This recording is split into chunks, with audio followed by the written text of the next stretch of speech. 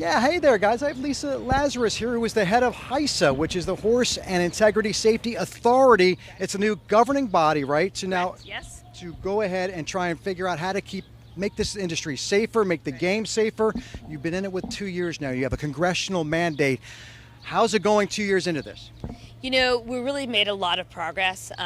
There's so many industry stakeholders that are coming together to prioritize safety. I think when you have, all of the racetracks, all of the jockeys, all the trainers under one set of rules, they can really come together and make sure that everything is done that we can possibly do to protect horses, to have an ecosystem of care around them, and to make sure that we're delivering on our promise to prioritize the horse. What have been some of the key changes you've been able to implement in 2 years to make it safe?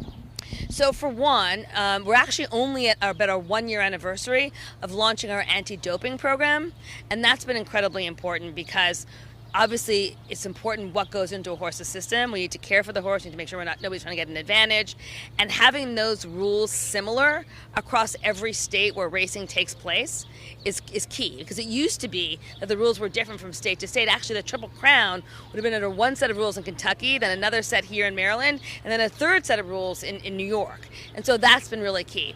The other thing that I'm really excited about is we're using modern technology to kind of harness the data that we're collecting to give back information to our veterinarians and to our stakeholders, particularly around assessing whether a horse is at risk for injury or not.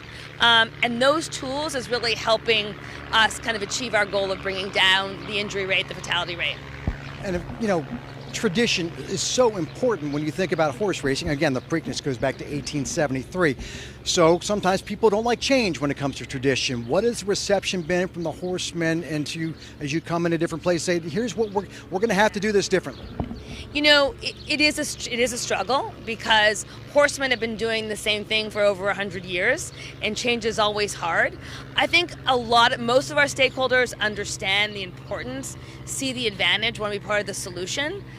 We're building trust, and that's incredibly important. I think as we continue to build more trust, and we show, as we already have, that it is working, that we'll be able to bring more people on board.